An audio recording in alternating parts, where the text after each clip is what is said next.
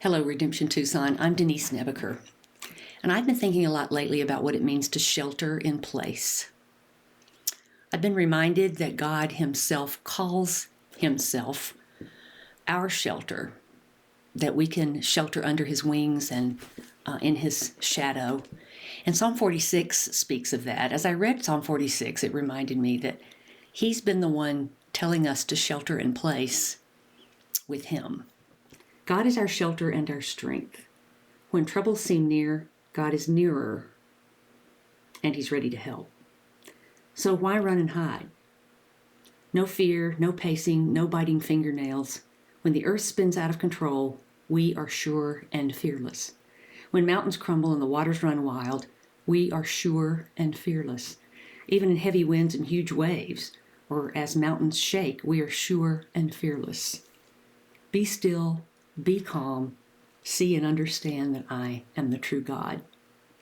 You know the Eternal, the Commander of heavenly armies, surrounds us and protects us.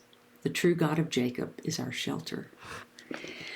So it reminded me that God Himself initiates being our shelter. It also made me think, and ask the question of myself, what has coronavirus meant to me in this time? What's it been to you so far? Has it been an enemy? Well, certainly not a friend. Primarily a monster. It is ravaging people and their bodies. An inconvenience, a nuisance. It is all of those things. But if we allow it to be only those things, then we're missing what it could do for us.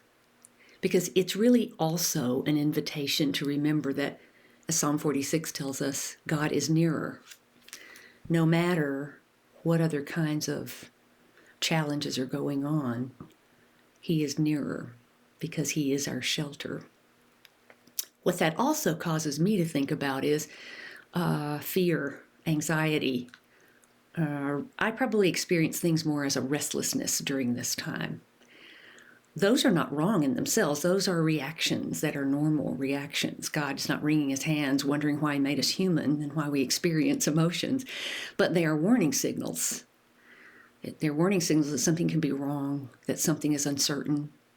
Well, clearly, we're dealing with a lot of uncertainty.